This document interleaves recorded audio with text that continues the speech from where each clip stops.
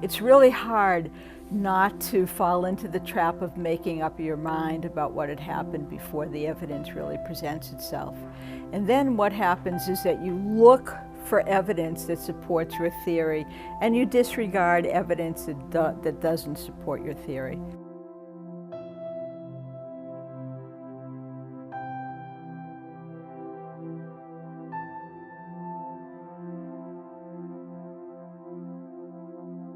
So I went in there, looked at that scene, and my first reaction was that, well, my client is probably guilty of this.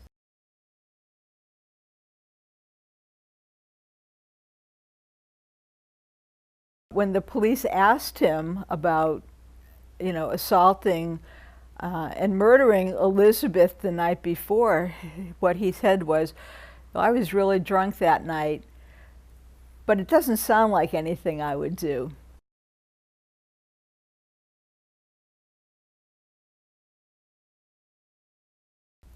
The police authentically believed what I believed, and that is that Buchanan was the murderer. So they pressed her on that. And I am all but 100% convinced that Ruth was her name, that she believed that if she did not tell the police what she perceived they wanted to hear, that they were going to take her other child. So, I think that's why she did what she did. The police have, a weak denial by Richard. They have evidence of no break-in as far as they're concerned. And now they have an eyewitness who says that they saw my client on top of Elizabeth and raping her and smothering her. So this seemed like a pretty hopeless case. I remember then that there was a friend whom I thought very highly of, a very conservative Republican senator. But I liked him, he liked me. I think it was because we were probably both in the service, and he knew I had two sons who were Marines, and we just got along well. But he came into my office accompanied by a member of the House, and he was red-faced, and he was pounding on my desk. It wasn't threatening me, he was pounding, he was furious, as you can imagine. Demanded the death penalty for Richard Buchanan.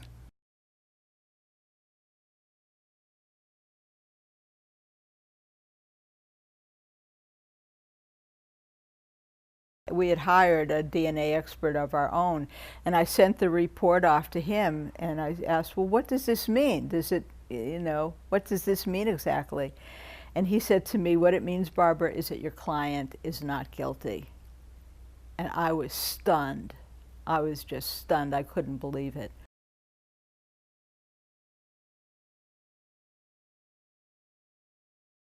What I know is that if the true assailant, who is James Dale, if he had worn a condom that night, I don't think there's any doubt that a jury would not have found Mr. Buchanan guilty of capital murder, and the crime was so outrageous. I think it's highly likely that he would have been given the death penalty.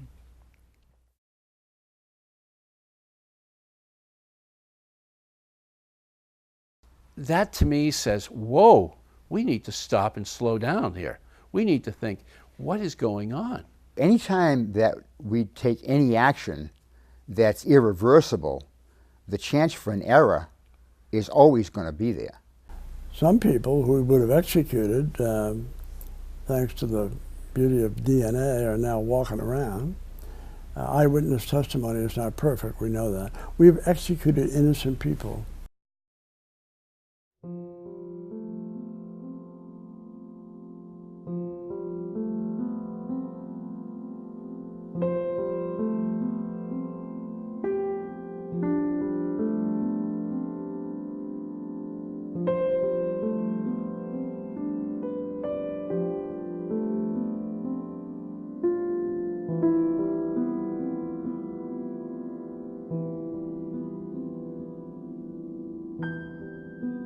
I kept a photo of Elizabeth Knapp on my bookshelf, right next to the door that I would go in and out of my office in.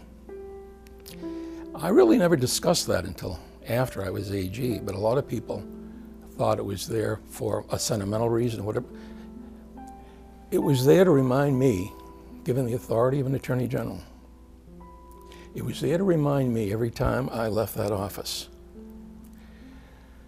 that I believed something absolutely, and I was wrong.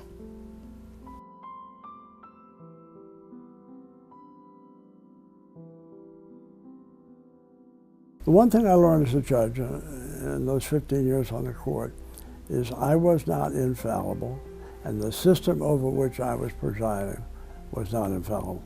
And so therefore, it takes a fair amount of hubris to say, we are so certain that this person's life should be taken. I would not be that certain.